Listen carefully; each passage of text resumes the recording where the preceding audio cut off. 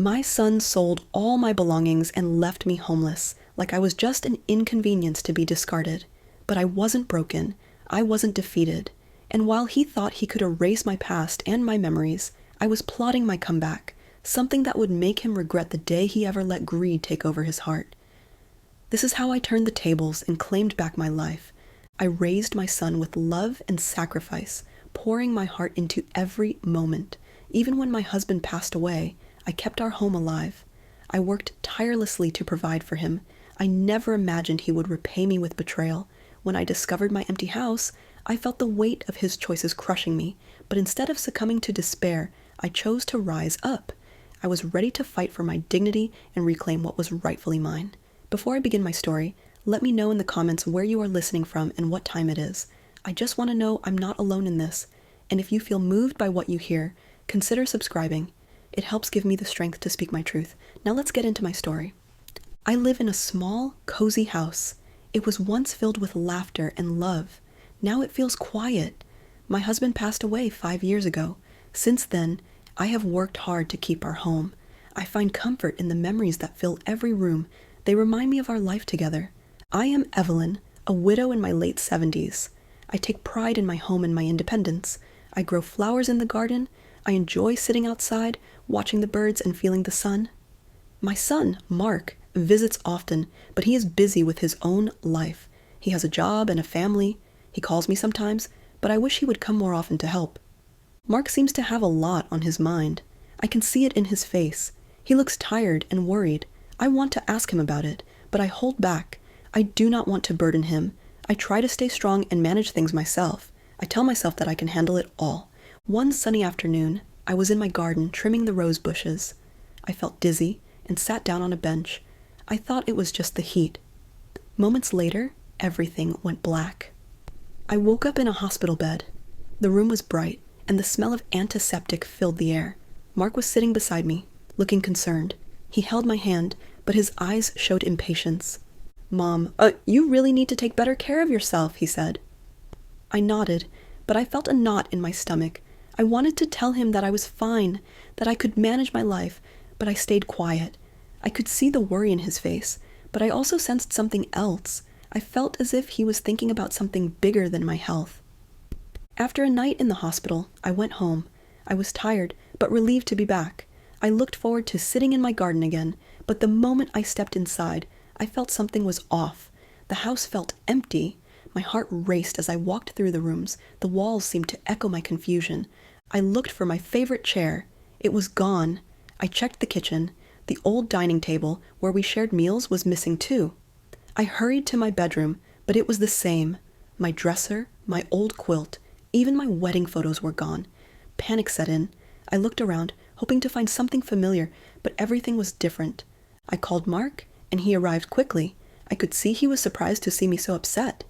I pointed to the empty spaces in my home. I asked him what happened to my things. He looked at me, his face blank for a moment, but then he shrugged. "Maybe you should think about assisted living, Mom. You could start fresh somewhere new," he suggested casually. His words felt like a slap. I was shocked. I saw the underlying greed in his words. He wanted my house, my belongings, everything I cherished. "Mark, did you sell my things?" I asked, my voice shaking. He hesitated, and I knew then. I felt betrayed. I had worked hard to provide for him when he was young. I had sacrificed so much, and now he was ready to throw me aside for money. "Mom, it's not what you think," he said. "I needed the money. You have a lot of stuff you don't use. You could be happier in a smaller place." I could not believe what I was hearing. My heart broke. I felt like I was losing not just my things, but my connection to my past, to my husband. I stood there in silence, feeling lost. I wanted to scream, but I couldn't. Instead, I turned away and walked to the window. Outside, I saw Mrs. Thompson, my neighbor. She was watering her plants. We had talked often before. I felt a wave of sadness wash over me as I realized I might lose everything that mattered to me. After Mark left, I sat on the couch, trying to process everything. How could he do this? I felt a mix of anger and sadness. I thought of my husband, how he would have reacted. I missed him more than ever. I decided I would not let Mark's greed control my life. I needed to find a way to get my belongings back and protect my home. but I did not know where to start. I felt like I was in a fog. I needed help. The next day, I walked to Mrs. Thompson's house. I knocked on the door, and she answered with a warm smile. I felt a little comfort. I told her what happened. She listened with concern, her eyes wide. "Oh dear, that is terrible," she said. "You should not have to go through this alone. I will help you however I can." Her kindness sparked something inside me. I realized I was not alone. I had friends and neighbors who cared. As I left, I felt a small spark of hope. I would gather support.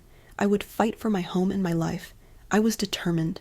I would not let Mark take away the last pieces of my husband and our life together. I was ready to take my first step. I woke up the next day feeling heavy. My thoughts were tangled. I could not shake the feeling of loss. I had lost so much while I was in the hospital. I looked around my empty house. It felt like a shell, cold and lifeless. I missed my things, but I missed the memories even more. I decided to visit Mrs. Thompson again. I needed to talk to someone who understood. I walked over to her house, taking my time. The sun was shining, but it did little to lift my spirits. I knocked on her door and she welcomed me with a warm smile. "Come in, Evelyn. You look troubled," she said. I sat on her couch and told her everything. I explained how Mark had sold my belongings. I shared my feelings of betrayal and sadness. Mrs. Thompson listened closely. Her eyes reflected my pain. "This is not right," she said firmly. "You deserve better. You need to stand up for yourself." Her words sparked something in me. I realized I could not let Mark's actions define my life. I had to fight for what was mine. I told Mrs. Thompson my plan to gather support from friends and neighbors. She nodded, encouraging me. After our talk, I felt more determined. I walked home, thinking about who I could reach out to. I had lived in this community for many years. I knew people who cared about me. I would not face this alone. The next morning, I started making calls. I reached out to friends and neighbors. I shared my story about Mark and what he had done. Some were shocked, while others expressed anger on my behalf. I could feel their support building around me. One neighbor, Susan, offered to help me organize a small meeting. She said we could gather in my backyard and talk about what had happened. I felt grateful for her kindness. Together, we set a date for the meeting, and I began to feel a sense of hope. On the day of the meeting, I prepared snacks and drinks. I wanted to create a welcoming atmosphere. I wanted my friends to feel at home. When the time came, I opened my backyard gate. One by one, my neighbors arrived. I felt a mix of nerves and excitement. I thanked everyone for coming. I shared my story, my struggles, and my emotions. I could see their faces change as I talked. They listened and nodded, showing their support. Mrs. Thompson spoke up first. "Evelyn has always been there for us. Now it's our turn to be there for her.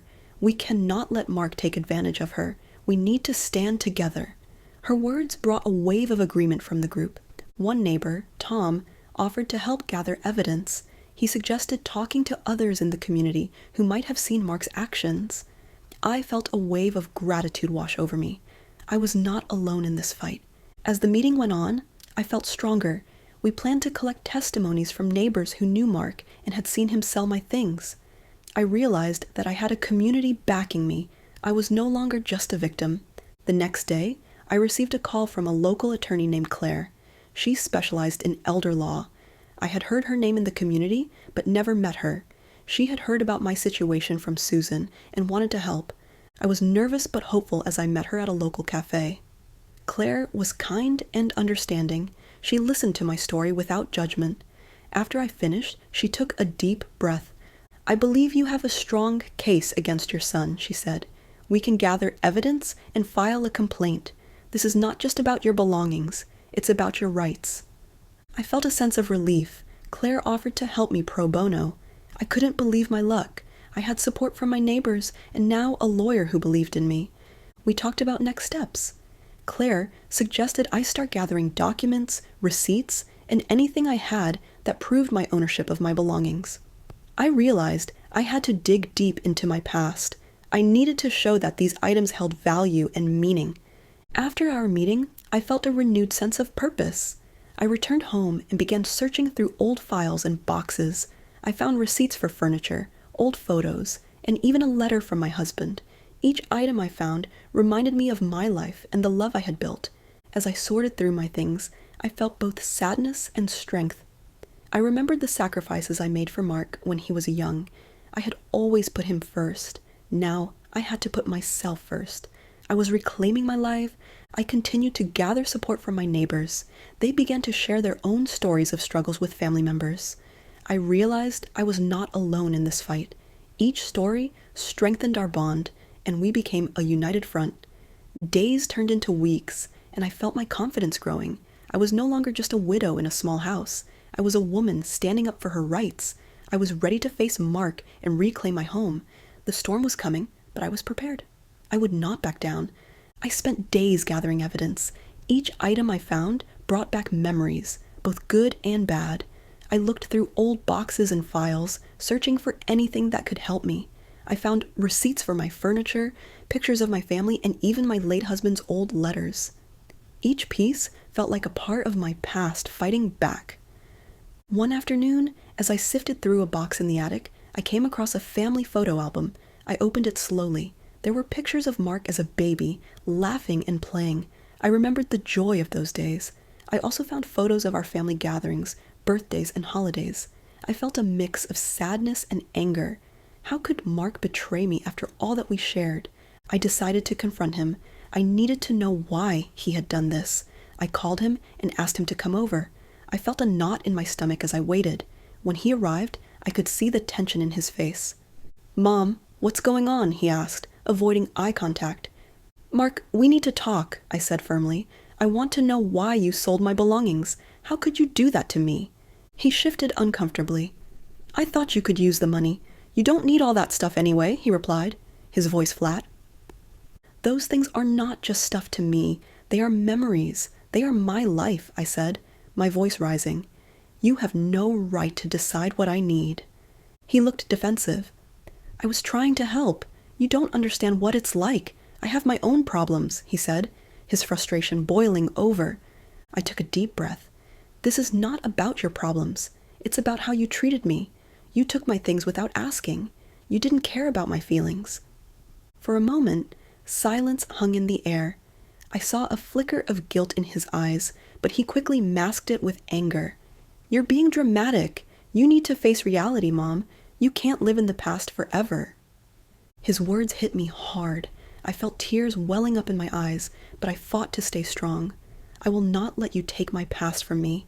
I am going to fight for what is mine." Mark scoffed. "What are you going to do? You're old. You can't win against me." I felt a surge of determination. "You underestimate me, Mark. I have support. I have neighbors who care about me, and I have a lawyer who believes in me." His expression changed, and I could see he was worried. "What do you mean?" "I'm fighting back. I will not let your greed control my life. I have the right to my home and my memories," I stated. He shook his head. "You're making a big mistake. You'll regret this." I was not afraid. I was tired of being a victim. I wanted to reclaim my life.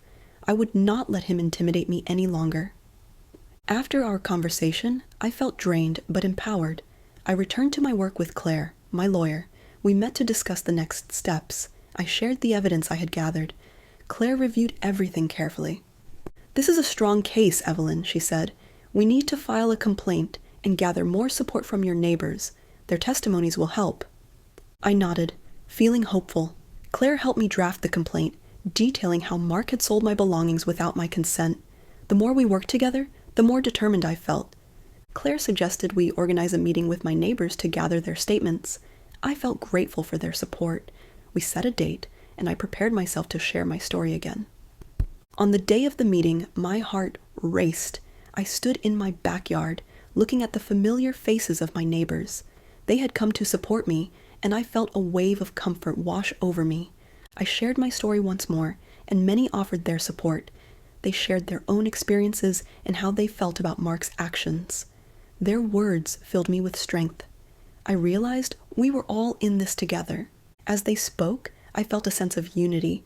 My neighbors were ready to stand by me. They wrote down their statements, detailing what they had seen and heard.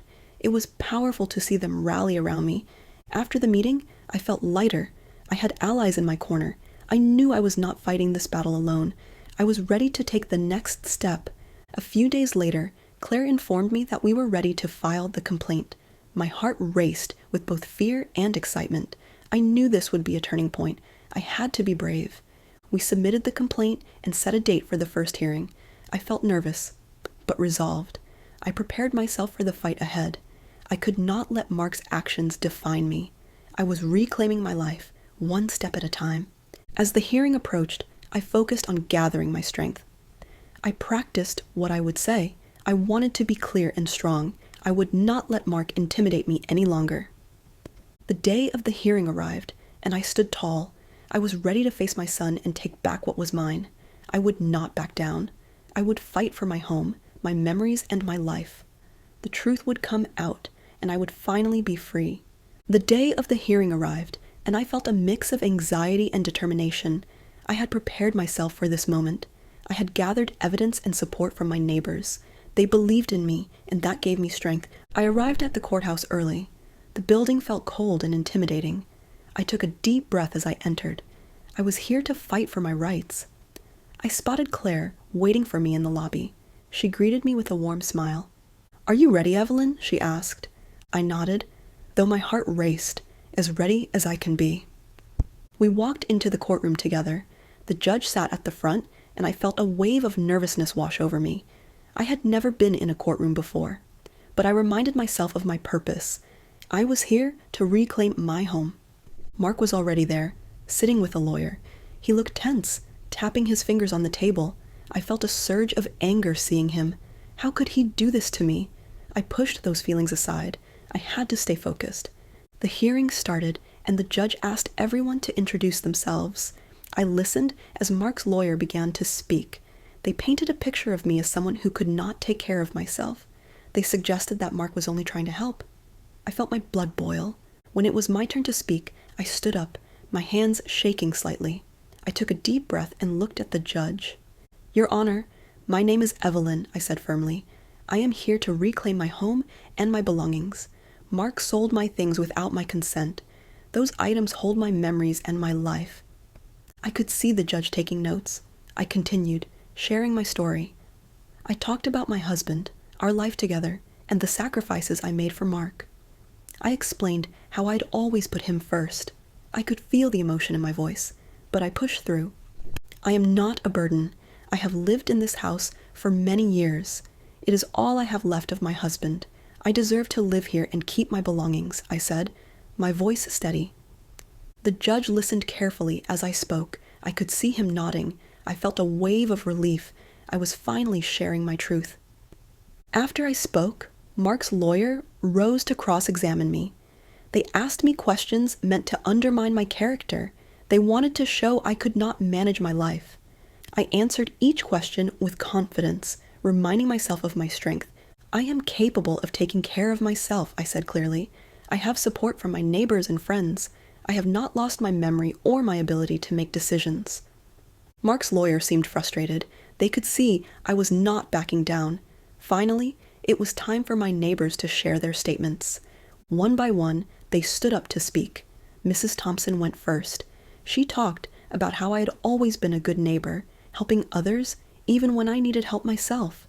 She shared how she saw Mark selling my things without my knowledge. Tom followed, expressing his shock at Mark's actions.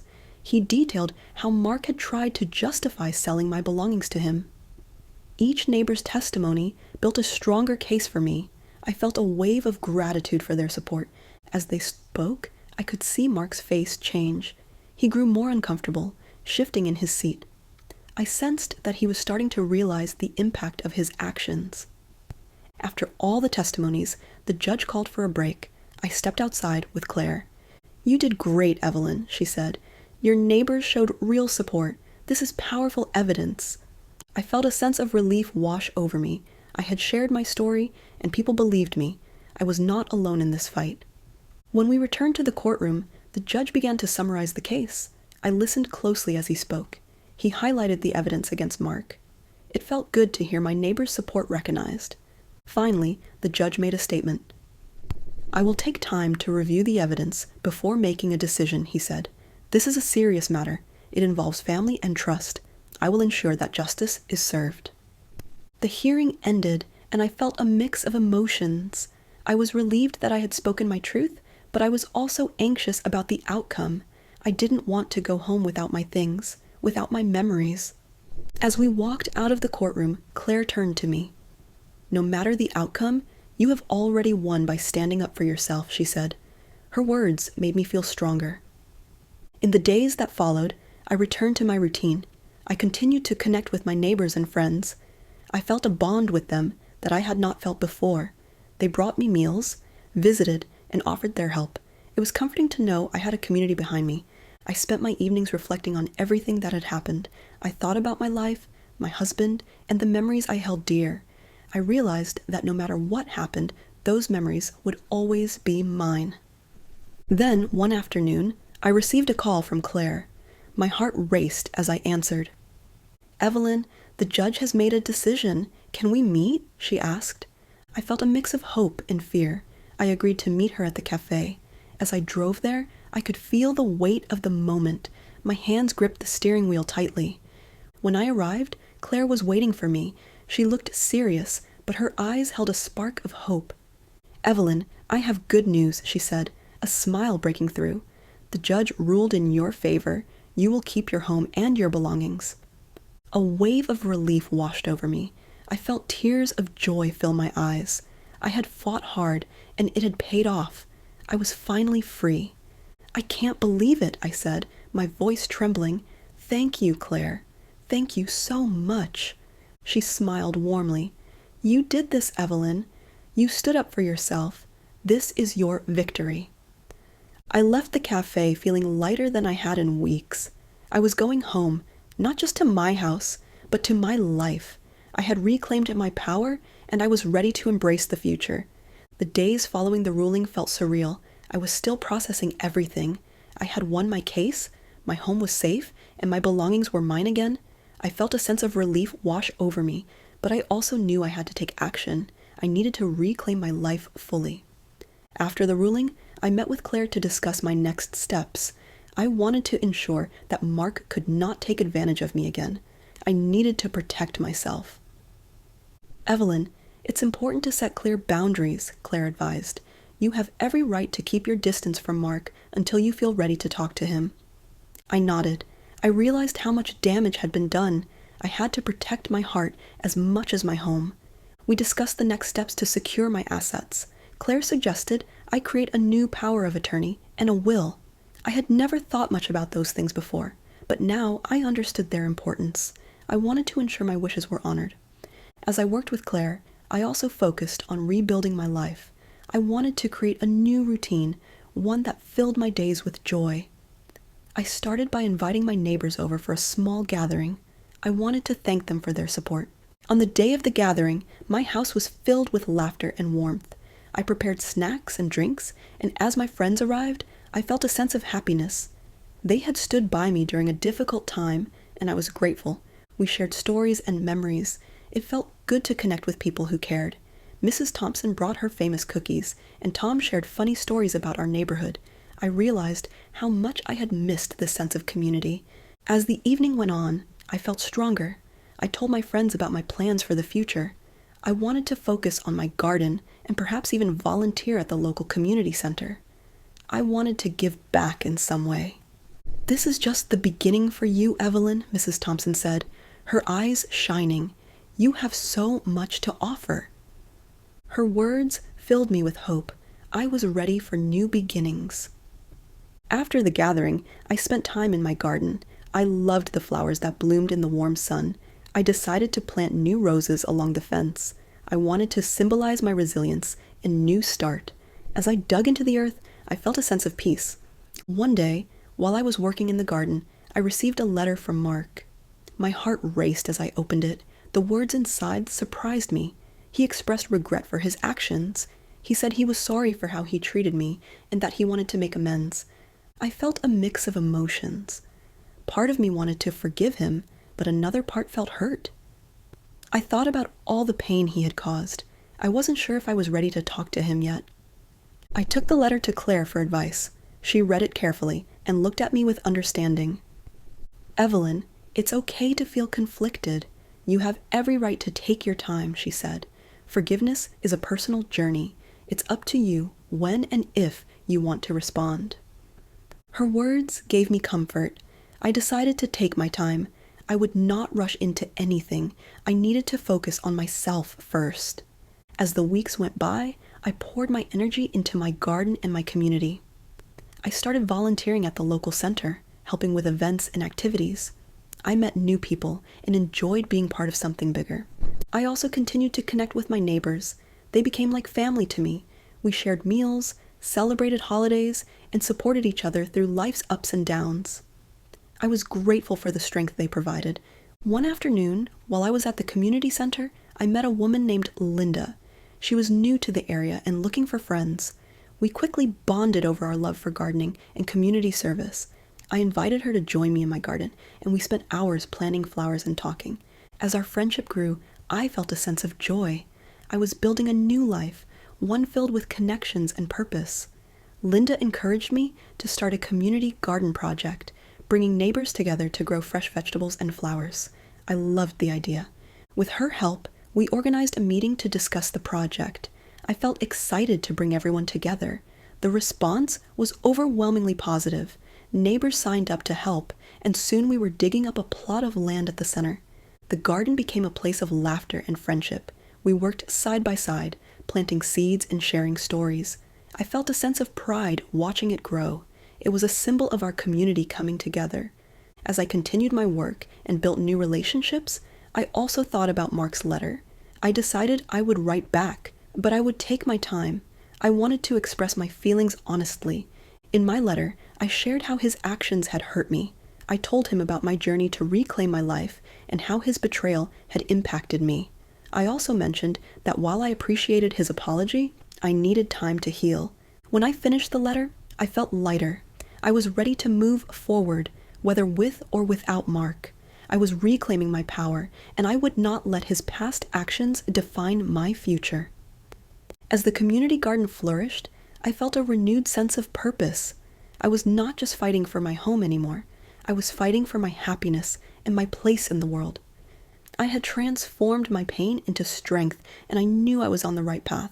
The community garden was thriving. Every week, more neighbors joined us, planting flowers and vegetables. We worked together, sharing laughter and stories. It felt good to be part of something meaningful. I found joy in watching the plants grow, just as I was growing in my own life. As we tended to the garden, I remained busy with my volunteering at the community center. I helped organize events and even started a gardening club. People came together to learn about plants and how to care for them. It was wonderful to see so many smiling faces. But even with all the joy around me, I still thought about my son Mark. I had written him a letter, but I hadn't sent it yet. I wasn't sure if I was ready to open that door again. I needed to protect my heart. One afternoon, while working in the garden, I received a call from Claire. I was excited to hear from her, as she had been a great support throughout my journey. "Evelyn, I have news," she said. "The court has scheduled a hearing to review some of the details regarding your case. It's important for you to be there." My heart raced. I knew this was part of the ongoing process to ensure Mark couldn't take advantage of me again. "What do you need me to do?" I asked. "Just be prepared to speak if necessary. This is a chance for you to reinforce your position and ensure Mark understands the boundaries you've set," she replied. I felt a mix of apprehension and determination. I had come so far, and I was not going to back down now. I agreed to attend the hearing and promised Claire I would prepare. As the hearing day approached, I spent time reflecting on everything that had happened. I thought about my journey, the pain I had experienced, and the strength I had found. I felt ready to face whatever came next. On the day of the hearing, I wore a simple but elegant dress. I wanted to show that I was strong, but also dignified. I arrived at the courthouse, my heart pounding. I took a deep breath before stepping inside. When I entered the courtroom, I saw Mark sitting with his lawyer. He looked tense, and I felt a mix of emotions. Part of me wanted to feel angry, but more than that, I wanted to stand my ground. I was not going to let fear control me. The judge arrived, and everyone stood. Once we were seated, he began the proceedings. He reviewed the previous ruling and asked if there were any updates from either side. Mark's lawyer stood up and began to speak. They argued that the previous ruling was unfair and that Mark was simply trying to help me. I listened closely, feeling my anger rise. My son was still trying to twist the truth. When it was my turn, I stood up, taking a deep breath. I looked at the judge and then at Mark. "Your Honor, I want to be clear," I said. "I appreciate the court's decision to protect my home. Mark's actions have caused me pain, and I need this court to understand that I deserve to live without fear of losing everything I hold dear." I could see the judge nodding, and I felt a surge of confidence. I continued, "Mark sold my belongings without my consent. Those items were not just things. They were my memories and my life. I have spent my days rebuilding, and I will not let anyone take that from me again." The judge listened carefully, taking notes. I felt a weight lift off my shoulders. I was finally speaking my truth. After I finished, Mark's lawyer attempted to undermine my words, but I stood firm. I was ready for them. I reminded the court about the support I had received from my neighbors and how I had rebuilt my life. "Your Honor, I have a community that stands behind me. I am not alone in this fight," I said, looking around the room at the faces of my neighbors who had come to support me. I felt their energy lifting me. As the hearing went on, I could see Mark's frustration growing. He had underestimated my strength. I was no longer the woman he could push around. I was fighting for my life, and I was not backing down. When the proceedings wrapped up, the judge thanked both sides and said he would take some time to consider the arguments. I felt anxious, but hopeful. I had done everything I could. As I left the courthouse, I was met with hugs and cheers from my neighbors. They had come to support me, and their presence made me feel strong. "Evelyn, you were amazing," Mrs. Thompson exclaimed. "You stood your ground." I smiled, feeling the warmth of their support. "I couldn't have done it without all of you," I said, my heart swelling with gratitude. The days that followed were filled with anticipation. I kept busy with the garden and my community projects, but I couldn't shake the feeling of waiting. I knew the judge would make a ruling, but I also felt a sense of peace. I had stood up for myself, and that was a victory in itself. Then, one morning, I received a call from Claire. My heart raced as I answered. "Evelyn, the judge has made a decision," she said. "Can you meet me?" I agreed, and rushed to the cafe where we usually met. As I entered, Claire was waiting for me with a serious expression. "The judge ruled in your favor again," she said. "Mark is required to stay away from your home and cannot interfere with your life." Relief washed over me. I felt tears of joy fill my eyes. "Thank you, Claire. Thank you for everything," I said, my voice trembling. "You did this, Evelyn. You fought for yourself and your home. You should be proud," she said, smiling warmly. I left the cafe, feeling lighter than I had in months. I had faced my fears, and I had won. I was ready to continue rebuilding my life. I was determined to create a bright future, filled with love and support. As I walked home, I felt a renewed sense of purpose. I was not just surviving, I was thriving. I was ready to embrace whatever came next, knowing I had the strength to face it all. The days following the judge's ruling felt surreal. I had finally gained my freedom and my voice. I was filled with hope and excitement about the future. The community garden continued to thrive, and I poured my energy into it. It became a symbol of my resilience, a place where I could grow and flourish. As summer rolled in, we hosted a small festival at the garden. Neighbors brought food, flowers, and vegetables to share. It was a celebration of support and community. I felt grateful for everyone who had stood by me through my struggles. While preparing for the festival, I received a call from Claire. She wanted to meet. My heart raced as I wondered what it could be about. I agreed to meet her at our usual cafe. When I arrived, Claire was already sitting at a table. She looked serious, and I felt a wave of anxiety wash over me. "What's going on?" I asked as I sat down. "Evelyn, I have some new information regarding Mark," she said carefully. "I want you to be prepared." My heart sank.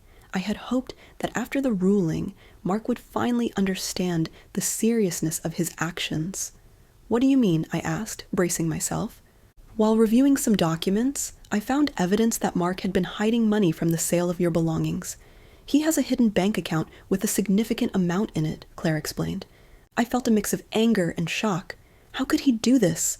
He had manipulated me and tried to take everything I had. "What does this mean for me?" I asked. "If you want, we can pursue this further. This could be considered elder exploitation, and it might strengthen your case against him," Claire said. I thought for a moment. My first instinct was to fight back, but then I remembered the pain I had been through. I didn't want to let Mark's actions consume my life any longer. "I need to think about it," I said finally. Over the next few days, I reflected on Claire's words. I didn't want to dwell on anger or revenge. I had worked hard to reclaim my life and my joy, but the thought of Mark hiding money made me furious. He had betrayed me, and now he was trying to profit from it. I spoke with my neighbors about the situation. They encouraged me to take action. "Evelyn, you deserve to fight for what's right," Mrs. Thompson said. "Don't let him get away with this." Their support gave me strength. I decided to meet with Claire again. "Let's pursue this," I said. "I want to hold him accountable for what he's done." Claire smiled, pleased with my decision. "I'll help you gather evidence and prepare for the next steps." We started gathering everything we needed to build a strong case. I felt empowered as I took control of the situation. I was no longer just a victim. I was a fighter. I was ready to stand up for myself again. As we moved forward, I found myself feeling anxious about the next hearing. I knew I had to face Mark again, and I wondered how he would react to the new evidence. I couldn't predict how he would respond, but I felt prepared. The day of the hearing arrived, and I dressed with care. I wanted to feel confident. As I entered the courthouse, I took a deep breath. I was ready to face whatever came my way. Mark was already there, and I could see the tension in his shoulders. He glanced at me, but I held my head high. I was no longer afraid of him. The hearing began, and the judge reviewed the new evidence. Claire presented the details about Mark's hidden bank account. I watched as the judge listened intently, his expression serious. Mark's lawyer attempted to downplay the situation, arguing that it was just a misunderstanding, but I could see that the judge was not convinced. Mark's actions were under scrutiny, and I felt a sense of vindication. When it was my turn to speak, I stood up and faced the judge. "Your Honor, I have fought hard to reclaim my life and my home. Mark's actions have caused me immense pain. I deserve to live without fear of losing everything I hold dear." I looked at Mark, who was shifting uncomfortably in his seat. I continued, "I want to make it clear that I will not allow anyone to take advantage of me again. I am standing up for myself and my rights." The judge nodded and asked Mark to explain his actions. Mark looked defensive, but tried to justify hiding the money. He claimed it was for my benefit, saying he wanted to help me without my knowledge. I felt my anger rising. "That's not true. You took my things for your own gain. You didn't think about me or my feelings," I said, my voice steady. And the judge listened carefully, and I could see he was considering everything that was being presented. After both sides presented their arguments, he called for a short recess. As I stepped out of the courtroom, I felt a wave of uncertainty wash over me. My neighbors were waiting outside, ready to support me. Their presence lifted my spirits. "We believe in you, Evelyn," Tom said, clapping me on the back. "You're doing the right thing." After a short break, we returned to the courtroom. The judge announced his decision. "I find that Mark's actions were not only unethical, but also exploitative. I am ordering him to return the funds he has hidden and to cease any further actions that undermine your rights." I felt a rush of relief and joy. The judge had ruled in my favor. Once again, Mark's deceitful actions would not go unpunished. As I left the courthouse, I felt lighter than I had in months. I had stood up for myself, and justice had been served. My neighbors surrounded me, cheering and celebrating. "We knew you could do it," Mrs. Thompson exclaimed, hugging me tightly. I realized that I was not just fighting for my belongings. I was fighting for my dignity and my right to live freely. I had transformed my pain into power, and I was ready to embrace the future with hope and resilience. The community garden had become a place of healing, and I knew it would continue to flourish. I had reclaimed my life, and now I was ready to live it fully. I felt a sense of peace that I had not experienced in a long time. I was finally free. The days after the ruling were filled with a sense of relief and newfound strength. I had stood up for myself, faced my fears, and won. The community garden continued to thrive, and I spent as much time there as I could. It became my sanctuary. a place where I could find peace and joy. With the support of my neighbors, we organized a small celebration in the garden. We wanted to honor the community spirit that had helped me reclaim my life. Everyone brought something to share. Food, flowers, and laughter filled the air. I felt grateful for the friendships I had built. As the sun set that evening, we gathered around a small fire. I looked at the faces of my friends, knowing how much they had supported me. "I want to thank all of you for being here for me," I said, my voice filled with emotion. "You have shown me the true meaning of community, and I am forever grateful." They cheered and clapped, and I felt a warmth in my heart. I realized I was not just celebrating my victory, I was celebrating the bonds we had formed. Together, we had stood against greed and betrayal. In the weeks that followed, I continued to focus on my garden and my community. I started a weekly gardening club, inviting neighbors to join. We shared tips, planted new flowers, and enjoyed each other's company. I felt a sense of purpose and fulfillment that I hadn't felt in a long time. One day, while I was tending to the roses, I received a surprise visit from Linda, my new friend from the community center. She had been a great support throughout my journey, and I appreciated her friendship. "Evelyn, I have an idea," she said, her eyes sparkling. "What do you think about starting a community workshop? We could teach people about gardening, cooking, and self-care. It would be a great way to bring everyone together and share what we've learned." I loved the idea. "That sounds wonderful. We can help others find joy in gardening and cooking, just like we have," I replied, feeling excited. We began planning the workshops, gathering materials, and spreading the word. The response was overwhelming. Neighbors were eager to join, and soon we had a full schedule of events planned. As we held our first workshop, I felt a sense of pride. People of all ages came together to learn and share. I taught them about planting techniques and care for their gardens. Linda showed them how to cook meals with fresh vegetables. The laughter and conversations filled the air, and I knew we were creating something special. As the workshops continued, I saw many people connecting and forming friendships. It reminded me of how the community had supported me during my struggles. I was grateful for the chance to give back. One afternoon, while preparing for a workshop, I received a letter in the mail. My heart raced as I opened it. It was from Mark. I hadn't heard from him since the court ruling. As I read the letter, I felt a mix of emotions. Mark expressed regret again, saying he understood the pain he had caused. He mentioned that he had started going to therapy to work on himself and that he wanted to reconcile. I closed my eyes, feeling overwhelmed. Part of me wanted to forgive him, to mend our relationship, but another part of me remembered the hurt and betrayal. I wasn't ready to let him back into my life just yet. I decided to talk to Claire about the letter. I wanted to hear her thoughts. Over coffee, I shared the contents of the letter. Claire listened carefully, nodding. "Evelyn, it's okay to feel conflicted. You have the right to take your time. Healing takes time, and you don't have to rush into anything," she advised. Her words reassured me. I knew I needed to prioritize my own healing before considering a relationship with Mark. I decided to write him back, expressing my thoughts and feelings honestly. I would let him know that I appreciated his apology, but I needed space. As I continued with my workshops and activities in the community, I focused on my personal growth. I attended yoga classes and started journaling. I wanted to understand myself better and heal from the past. One evening, as I reflected in my journal, I realized something important. I had transformed my pain into purpose. I was no longer just a victim of circumstances. I was a strong, independent woman who had reclaimed her life. I wanted to continue helping others find their strength too. As the weeks turned into months, the community garden flourished. The workshops became a regular event, and people brought their friends and family.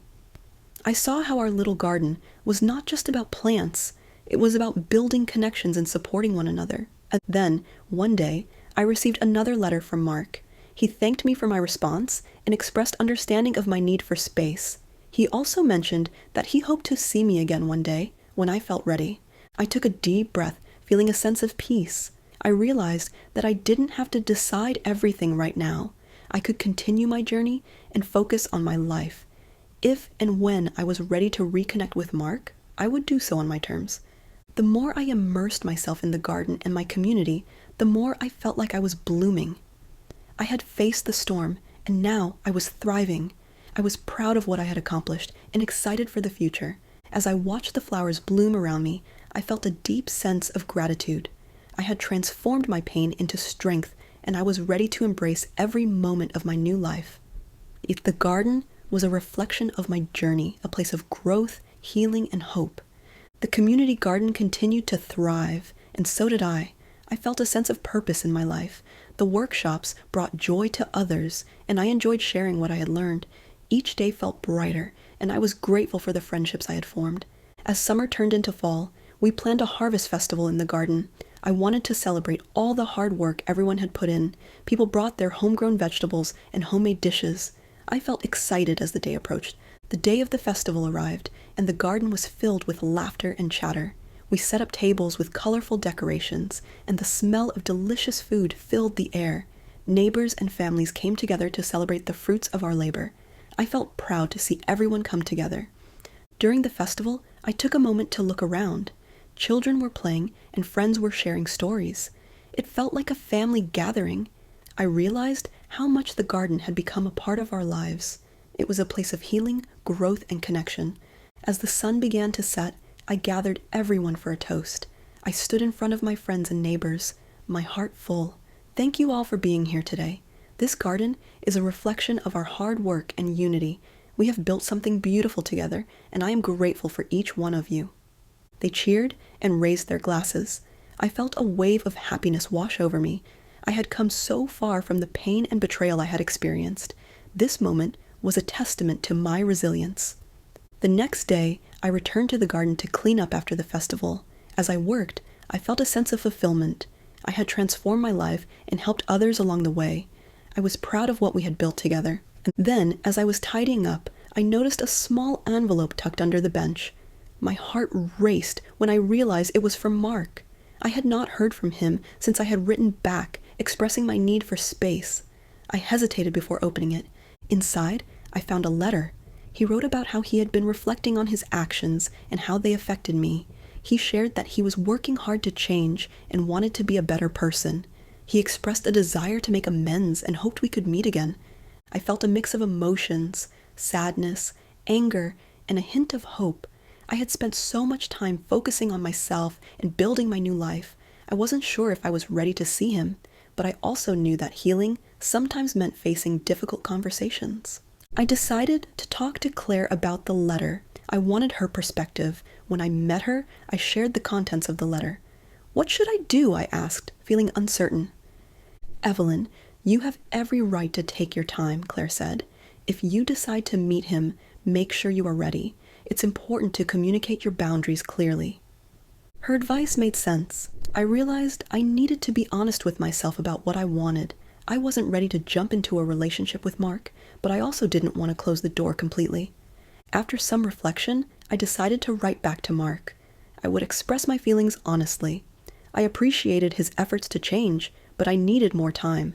I told him I was focusing on my life and my community, and I hoped he would understand. As I sealed the envelope, I felt a sense of peace. I was taking control of my journey. I was not rushing into anything. I was allowing myself the space to heal. In the weeks that followed, I continued to immerse myself in the garden and my community. We held more workshops, and the garden flourished with new plants and flowers. I felt fulfilled, knowing I was making a difference. Then, one evening, as I was watering the plants, I heard a familiar voice behind me. I turned to see Linda approaching with a big smile. "Evelyn, I have an idea for our next workshop," she exclaimed. "What is it?" I asked, curious. "I think we should organize a community cleanup day," she suggested. "We can gather volunteers to clean up the local park and make it a beautiful space for everyone." I loved the idea. "That sounds perfect! Let's get started on planning it right away." We worked together to spread the word, and soon neighbors were signing up to help. The cleanup day arrived, and I felt motivated by the energy of our community. We gathered at the park, armed with trash bags and gloves, ready to make a difference. As we worked, I reflected on how far I had come. I was no longer the woman who felt lost and betrayed. I was now someone who stood tall, surrounded by friends, ready to take action. The cleanup was a huge success. We cleared away trash and planted new flowers in the park. At the end of the day, I felt a deep sense of satisfaction. We had worked together to create something beautiful, and it reminded me of the garden. That evening, as I sat on my porch, I thought about everything I had experienced. I had faced challenges and had come out stronger. I realized that I was no longer defined by my past. I was building a future full of hope and possibility. In that moment, I felt ready to embrace whatever came next. I had transformed my pain into purpose, and I was excited about the journey ahead. The community garden, the friendships, and the support had shown me that I was never truly alone. As I looked out at the garden, bathed in the warm glow of the setting sun, I knew I was exactly where I was meant to be. I was ready for the next chapter of my life, filled with love, growth, and endless possibilities. The cleanup day at the park had been a success, and I felt a new sense of purpose. My community was growing stronger, and I was proud to be part of it. We had made a difference together, and the joy of teamwork filled me with happiness. As the weeks passed, the garden continued to thrive, and so did my friendships. I found myself surrounded by people who cared about me, and I was grateful for their support. My heart felt lighter, and I was ready to embrace life fully. One afternoon, while I was tending to my flowers, I received a letter in the mail. It was from Mark again. As I opened it, my heart raced. I hadn't seen him since the last court ruling, and I felt a mix of emotions. In his letter, Mark expressed gratitude for my response to his previous letter. He said he understood my need for space and respected my boundaries. He shared that he had been working hard in therapy and wanted to become a better person, not only for himself but also for our family. He mentioned that he would be attending the upcoming Harvest Festival in the community garden.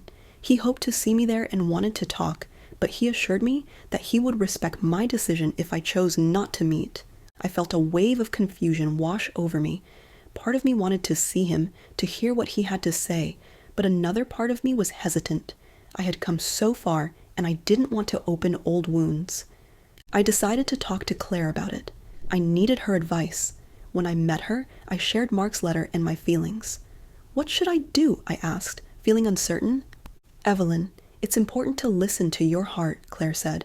"If you feel ready to meet him, go for it. But if you're not sure, that's okay too. You don't owe him anything." Her words resonated with me. I realized I needed to trust my instincts. I had fought hard to reclaim my life, and I wouldn't let fear dictate my choices.